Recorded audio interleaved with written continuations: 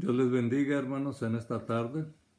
Estamos muy contentos de volver a empezar con los estudios de Mateo. Estamos agradecidos con Dios y con todos ustedes, habiendo pasado esta Semana Santa y este domingo, que fue un día de resurrección. Estamos contentos de haberlo celebrado en nuestras casas de la manera que cada quien pudo hacerlo, tomando la Santa Cena, haciendo oraciones, bendiciendo y dando gracias a Dios por la salud, por el bienestar, por todas estas cosas. Y yo quiero que todos estemos en esta sintonía de orando siempre, sabiendo y pidiéndole a Dios que la protección de Él, el cuidado de Él, esté sobre cada uno de nosotros. Queremos que todos nuestros hermanos de la Iglesia Camino a la Gracia estén bendecidos de una forma u otra con las cosas que tenemos, con las bendiciones que Dios nos ha dado. Y podemos resistir todas estas situaciones si seguimos guardando las ordenanzas que los gobiernos nos han dado, sabiendo que no es la primera ocasión que nosotros pasamos por una situación de estas.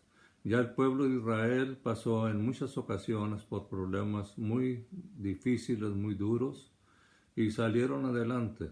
Así nosotros, con la ayuda de Dios, vamos a seguir adelante. Vamos a empezar en esta tarde, hermanos, Dios les bendiga. Vamos a empezar en esta tarde con el estudio del capítulo 11 que nos habíamos quedado. Cuando nuestro Señor Jesucristo terminó de dar instrucciones a sus 12 discípulos, se fue de ahí a enseñar y a predicar en las ciudades de ellos.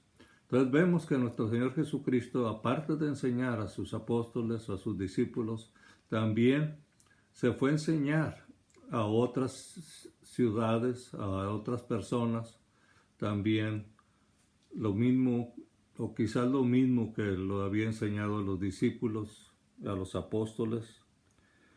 Y en el versículo 2 dice: y al oír Juan en la cárcel los hechos de Cristo, le envió 2 de sus discípulos para preguntarle: ¿eres tú aquel que había de venir, o esperaremos a otro? Respondiendo Jesús les dijo: id y haced saber a Juan las cosas que oís y ves. Los ciegos ven, los cojos andan, los leprosos son limpiados, los sordos oyen, los muertos son resucitados, y a los pobres es anunciado el Evangelio. Bienaventurado el que no hay tropiezo en mí. O sea que hay una bendición grande para aquellos que no encuentran tropiezo o no tienen tropiezo cuando encuentran a nuestro Señor Jesucristo. Nosotros no debemos de tener ningún tropiezo con esto, sino que tenemos que seguir adelante. Aún con este problema que hay en el mundo, no nada más aquí en Laredo y en Nuevo Laredo, sino en el mundo entero está habiendo este problema. No vamos a estar nosotros lamentándonos, sino que no vamos a hallar tropiezo en nuestro Señor Jesucristo. Sabemos que nuestro Señor Jesucristo tiene el control de todo. Él nos sigue cuidando, nos sigue guardando, nos sigue protegiendo. Mientras ellos se iban, comenzó Jesús a decir de Juan a la gente: ¿qué saliste a ver al desierto? ¿Una caña sacudida por el viento? ¿O qué saliste a ver? ¿A un hombre cubierto de vestiduras delicadas? He aquí los que llevan vestiduras delicadas en las casas de los reyes están. ¿Pero qué saliste a ver? ¿A un profeta? Sí os digo, y más que profeta, porque este es el que está escrito: he aquí yo envío un mensajero delante de tu faz, el cual preparará tu camino delante de los hombres. Como sabemos, Juan el Bautista vino quitando o limpiando los pecados de la gente, haciendo que se arrepintieran, preparando el camino del Señor.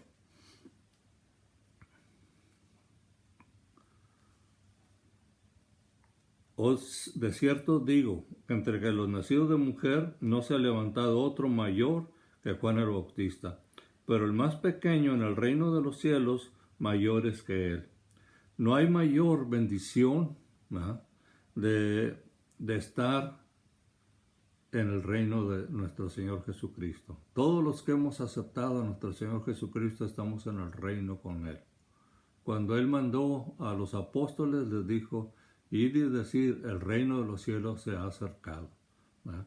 Entonces, no hay mayor bendición que esa, que estar en el reino de los cielos, conocer el reino de los cielos a través de nuestro Señor Jesucristo.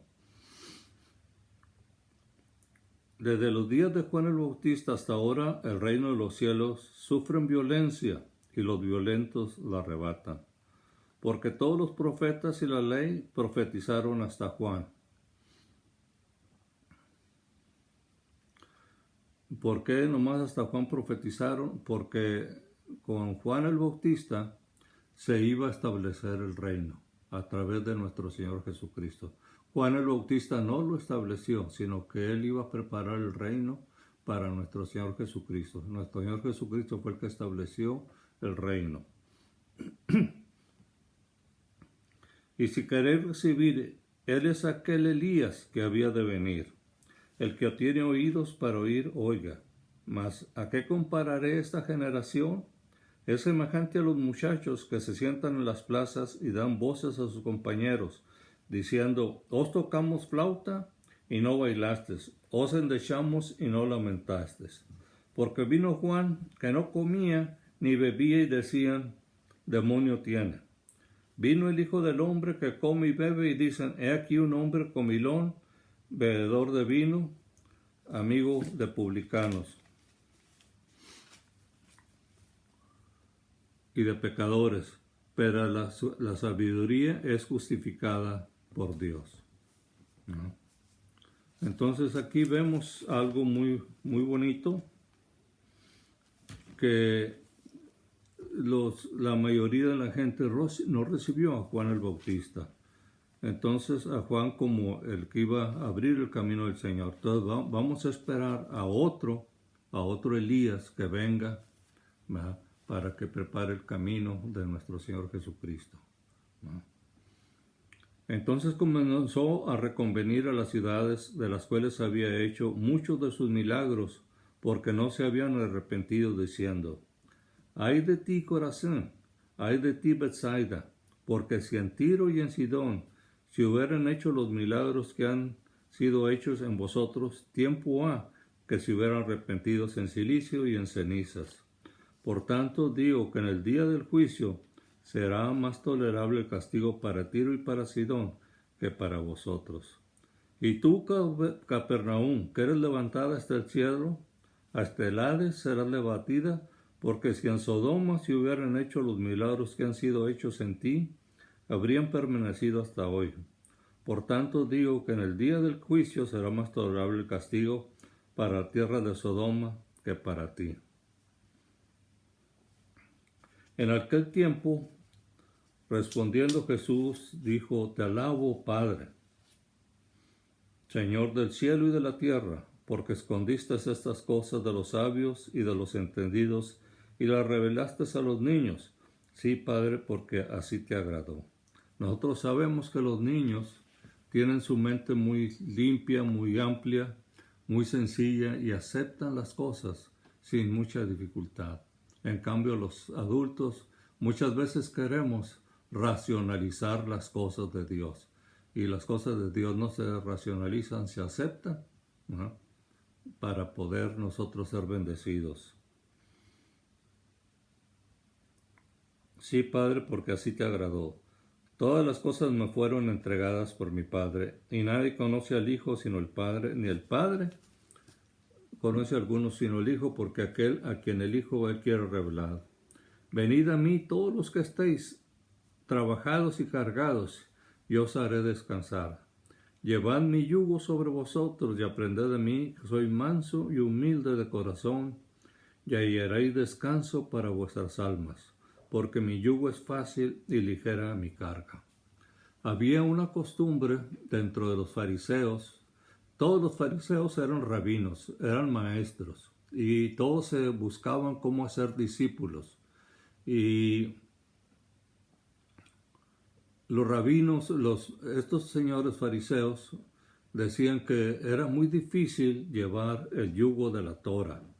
el yugo de la Torah, que era difícil de llevar porque era muy pesado, porque eran 613 mandamientos que tenían que aprender los discípulos, y no solamente aprenderlos, sino también llevarlos a cabo. Y el Señor dijo que su yugo era fácil, o sea que la ley del Señor, la enseñanza del Señor era fácil. ¿Por qué? Porque el Señor estaba reuniendo toda la ley y los profetas en esto, que amar a Dios y amar al prójimo. Ahí estaba encerrándose toda la ley y todos los profetas. Entonces es bien importante, ¿verdad?, que nosotros entendamos esto. Los principios que dio nuestro Señor Jesucristo son muy fáciles, aunque son difíciles de llevar para muchos, porque Él decía que había que amar a nuestros enemigos, amar a nuestro próximo, cuidar a los leprosos, cuidar a los inmundos, a los débiles, a los pecadores, etc. Todos teníamos que ayudar y servir, ¿verdad?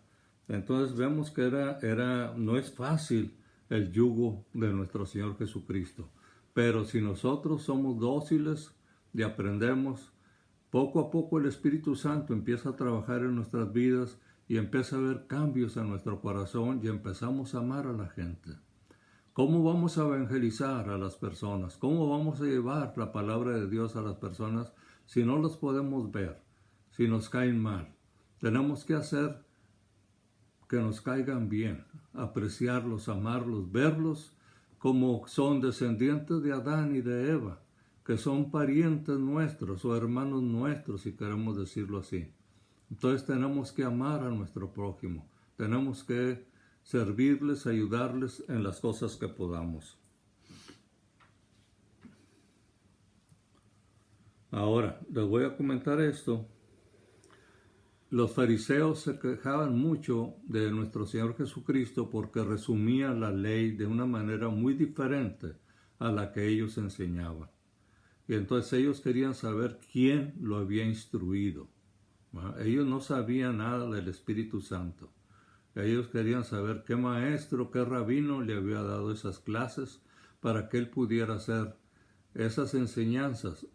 Otra, interpretaciones de la ley. Para interpretar la ley tenía que pasar un examen con varios ancianos y con unos rabinos, y sobre todo un rabino que hubiera tenido esa ordenanza o esa ordenación, ¿verdad? Y una vez que la tenía, ahí pasaba el estudiante, el rabino, a tener un examen con ellos, y ellos lo calificaban para que pudiera él dar interpretaciones de la ley. Nuestro Señor Jesucristo no pasó por nadie, por ninguna persona. Él recibió instrucciones directas del Espíritu Santo para enseñar su palabra, las palabras de Dios, a través de él, porque él no necesitó ningún maestro para que lo enseñara. Si ustedes se acuerdan, cuando tenía 12 años, cuando estaba en el templo, cómo estuvo platicando con los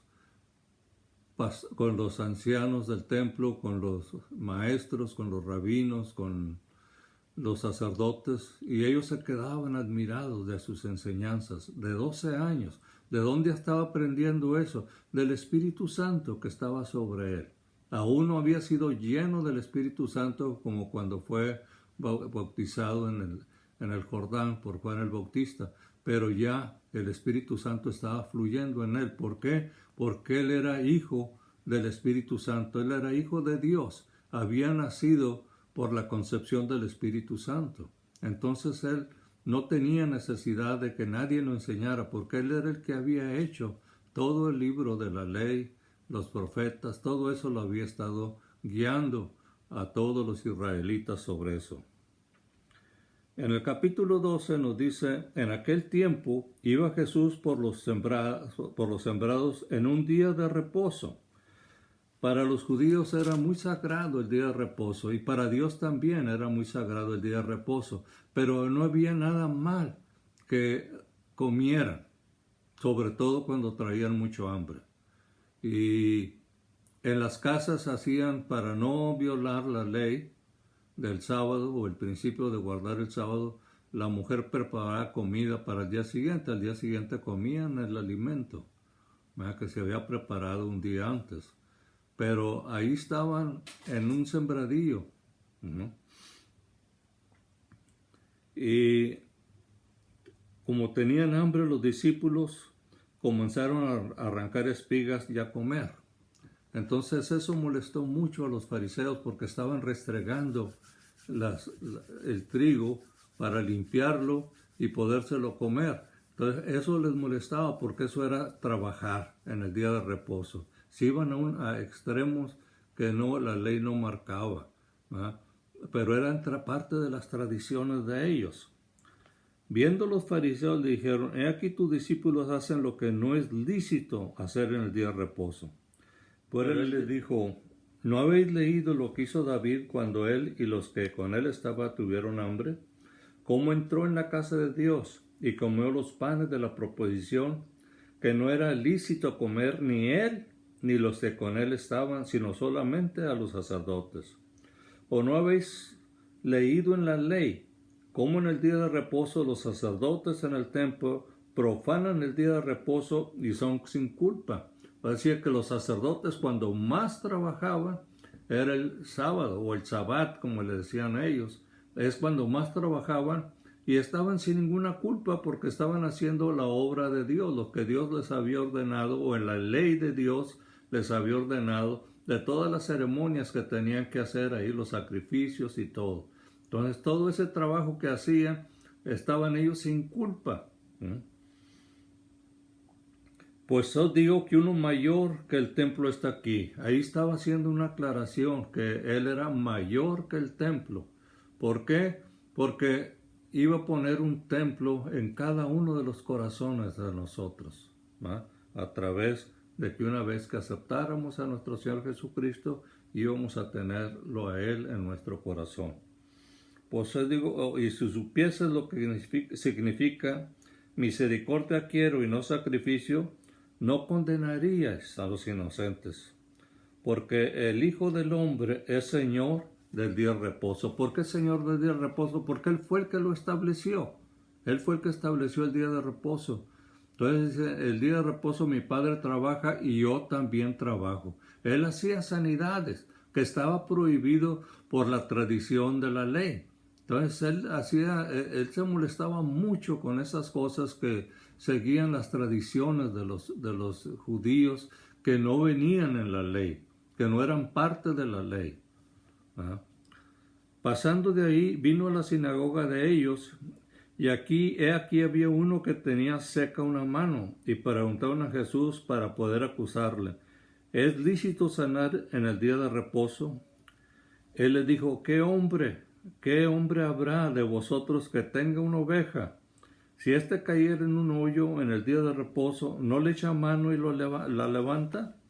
Pues cuanto más vale un hombre que una oveja. Por consiguiente, es lícito hacer el bien en el día de reposo. Entonces dijo aquel hombre: extiende tu mano. Ya le extendió y le fue restaurada, sana como la otra. Y salidos los fariseos tuvieron consejo contra Jesús para destruirle. Sabiendo nuestro Señor Jesucristo de esto, se apartó de ahí y le siguió mucha gente y sanaba a todos. Y les encargaba rigurosamente que no le descubriesen, para que se cumpliese lo dicho por el profeta Isaías cuando dijo: he aquí mi siervo a quien he escogido, mi amado en quien se agrada mi alma. Pondré mi espíritu sobre él, y a los gentiles anunciará juicio, y no contenderá ni voceará, ni nadie oirá en las calles su voz. La caña cascada no quebrará, y el pábilo que humea no se apagará, hasta que saque a victoria el juicio, y en su nombre esperarán los gentiles. Eso lo había dicho Isaías en el 42, del 1 al 4.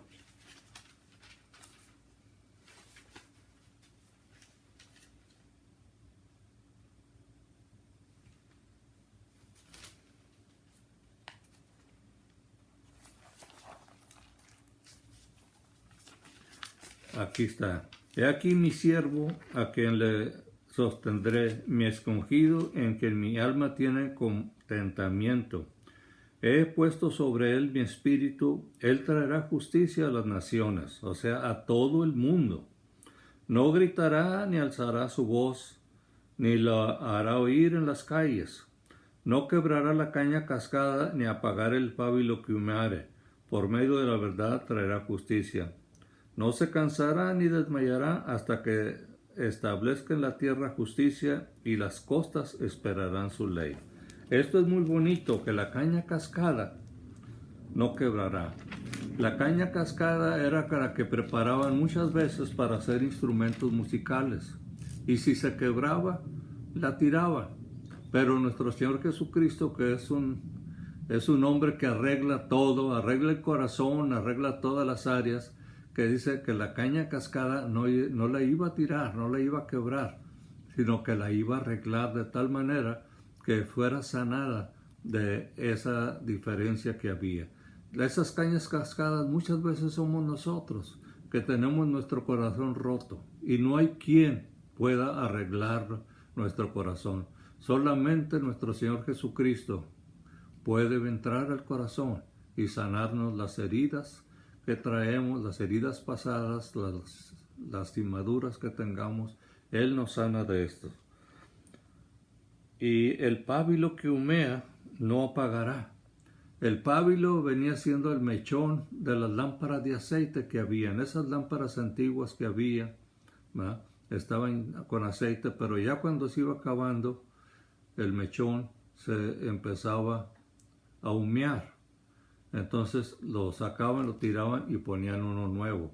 Entonces nuestro Señor Jesucristo dice, el pábilo que humea no apagará. El pábilo que humeaba, Él iba a sanar. O sea, muchas veces nosotros andamos con mucho resentimiento, con mucho dolor, con mucho sentimiento en nuestro corazón. Y no hay nadie ni nada que nos consuele.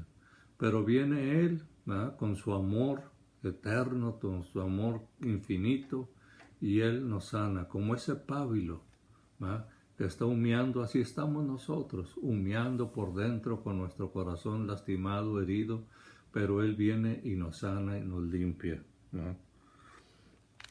Ya termina con algo muy hermoso de eso, y en su nombre esperarán los gentiles, ¿no?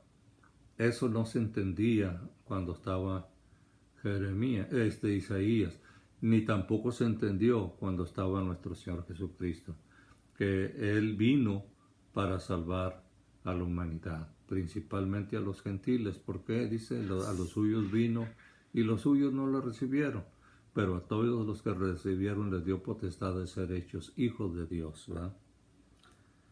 Entonces fue traído a él un endemoniado, ciego y mudo, y le sanó, de tal manera que el ciego y mudo veía y hablaba. Y toda la gente estaba atónita, y decía, ¿será este aquel hijo de David? Mas los fariseos al oírlo decían, este no echa fuera de los demonios, sino por Belcebú, príncipe de los demonios. Sabiendo Jesús los pensamientos de ellos, les dijo, todo reino dividido contra sí es asolado, y toda ciudad o casa dividida contra sí misma no permanecerá. Si Satanás echa fuera a Satanás, contra sí mismo está dividido. ¿Cómo pues permanecerá su reino? Si yo echo fuera los demonios por Belcebú, ¿por quién los echan vuestros hijos? Por tanto, ellos serán vuestros jueces. Pero si yo por el Espíritu de Dios echo fuera a los demonios, ciertamente ha llegado a vosotros el reino de Dios. Porque ¿cómo puede alguno entrar en la casa del hombre fuerte y saquear sus bienes si primero no le ata? Y entonces podrá saquear su casa. El que no es conmigo, contra mí es, y el que conmigo no recoge, desparrama. Bonitas palabras del Señor. Entonces tenemos que estar con Él. Si no estamos trabajando juntamente con Él, estamos desparramando las cosas sin que tengan ningún valor, ¿verdad? Por tanto digo, todo pecado y blasfemia será perdonado a los hombres, mas la blasfemia contra el Espíritu no les será perdonada. O sea, cuando nosotros vemos las cosas, los milagros, las sanidades que Dios está haciendo a través del Espíritu Santo, a través de un hombre, de algún ministerio, tenemos que reconocer que es Dios, que es el Espíritu Santo el que está haciendo. Si nosotros negamos esto, ¿no?, estamos en una blasfemia contra el Espíritu Santo. No hagamos eso, aceptemos las cosas de Dios como que son de Dios, porque así son, ¿no? Cuando hay milagros, hay sanidades, son obras del Espíritu Santo. No son obras nuestras, no son obras del humano, son obras del Espíritu Santo. Que use a las personas, que nos use a nosotros para sanar una persona, eso no quiere decir que somos nosotros los que traemos sanidad. Es el Espíritu Santo el que está obrando y trayendo la sanidad. A cualquiera que dijera alguna palabra contra el Hijo del Hombre le será perdonado. Pero el que hable contra el Espíritu Santo no será perdonado ni en este siglo ni en el venidero. Haced el árbol bueno, o hace el árbol bueno o su fruto bueno, o haced el árbol malo su fruto malo, porque el fruto se conoce de acuerdo con el árbol. Generación de víboras, le está diciendo a los fariseos. ¿Cómo podéis hablar lo bueno siendo malos? Porque de la abundancia del corazón habla la boca. El hombre bueno del buen tesoro del corazón saca buenas cosas, y el hombre malo del mal tesoro saca malas cosas. Mas yo digo que toda palabra ociosa que hablen los hombres de ella darán cuenta en el día del juicio. Porque por tus palabras serás justificado y por tus palabras serás condenado.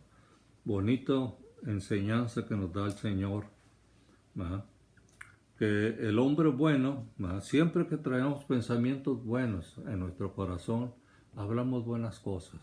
Y cuando traemos cosas malas en nuestro corazón, hablamos malas cosas, ¿verdad? Entonces, que todas las cosas que hablemos debamos a dar cuenta en el día del juicio. Por eso tenemos que tener mucho cuidado. Hay gente, hay hermanos, tristemente lo digo, que les encanta hacer comentarios, hacer chismes. Entonces, no hagamos eso, sino que centrémonos en las cosas positivas, en las cosas buenas. Hagamos el fruto bueno como del árbol bueno, ¿verdad? No hagamos el fruto malo del árbol malo, sino que dice la palabra que por su fruto lo conoceréis. Demos buenos frutos, ¿verdad?, para hacer testimonio de las personas de quien está obrando en nuestro corazón. En el versículo 38 nos dice: entonces respondió alguno de los escribas y de los fariseos diciendo: Maestro, deseamos ver señal de ti. Él respondió y les dijo: generación mala y adúltera demanda señal. Pero la señal no te será dada, sino la señal del profeta Jonás. ¿Cuál fue la señal del profeta Jonás? Que Jonás estuvo en el vientre del pez 3 días y 3 noches. Así el Hijo del Hombre iba a estar 3 días y 3 noches en el fondo de la tierra. Entonces sí va a ser la señal, pero obviamente ellos no entendían, ¿verdad? Porque estuvo Jonás en el vientre del gran pez 3 días y 3 noches, así estará el Hijo del Hombre en el corazón de la tierra 3 días y 3 noches. Los hombres de Nínive se levantarán en juicio con esta generación y la condenarán, porque ellos se arrepintieron a la predicación de Jonás. Y he aquí más que Jonás en este lugar. La reina del sur se levantará en juicio con esta generación y la condenará, porque ella vino de los fines de la tierra para oír la sabiduría de Salomón.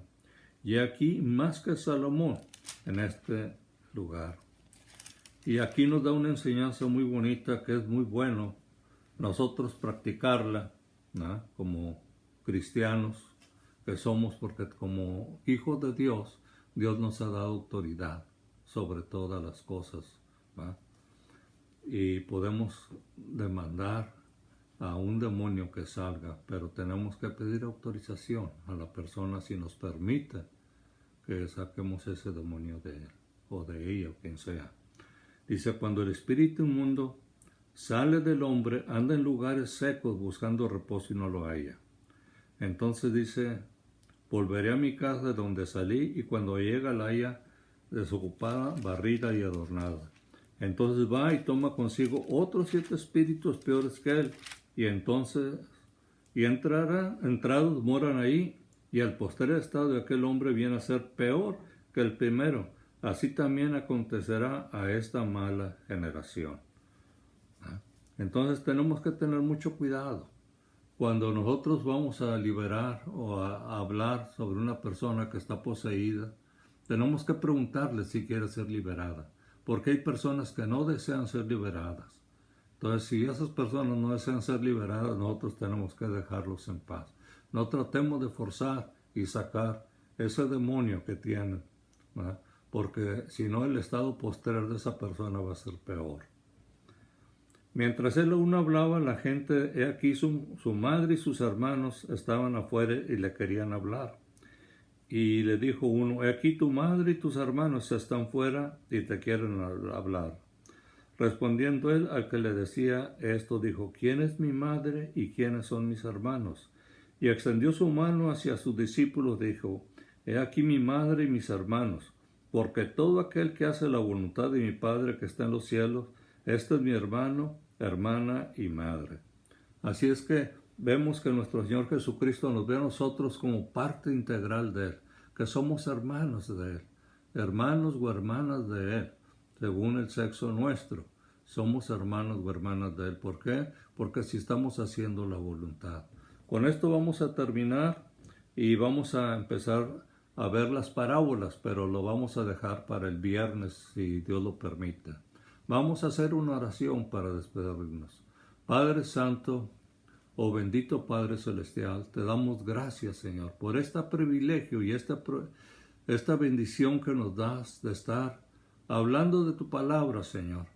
Te pedimos, como siempre, que tu Santo Espíritu, Señor, venga sobre nosotros, sobre cada uno de mis hermanos oyentes y los llene, Señor, los sature de tu Santo Espíritu para poder entender y comprender mejor tu palabra. Padre Santo, una petición tenemos que hacerte, Señor, que abras nuestros oídos y nuestros ojos espirituales para ver, Señor, y comprender mejor las cosas tuyas. Danos ese discernimiento para entender las cosas tuyas, porque muchas veces vemos las cosas y no las entendemos, no sabemos que vienen de ti, pero podemos entenderlas si nos das ese discernimiento para comprender que todo proviene de ti. Ayúdanos, Señor, a entender y comprender más tu palabra. Padre bendito, bendigo y bendice a todos mis hermanos, Señor, a todos nuestros familiares, a todas aquellas personas que no se han podido convertir, Señor, ayúdalos, Padre Santo, que tu Santo Espíritu, Padre, los toque a través de estas palabras que estamos hablando, a través de mis hermanos que están escuchando estas palabras, que puedan ellos darles una palabra de aliento, porque acuérdense que de la caña cascada y del pábilo que humea, el Señor lo restaura. Y muchas veces nosotros así somos, como pábilos o como cañas cascadas, y el Señor nos repara. Ese es el gusto de nuestro Señor, restaurar nuestros corazones. Te damos gracias, Padre, y te pedimos que nos sigas bendiciendo en el nombre precioso y poderoso de nuestro Señor Jesucristo. Amén, amén y amén.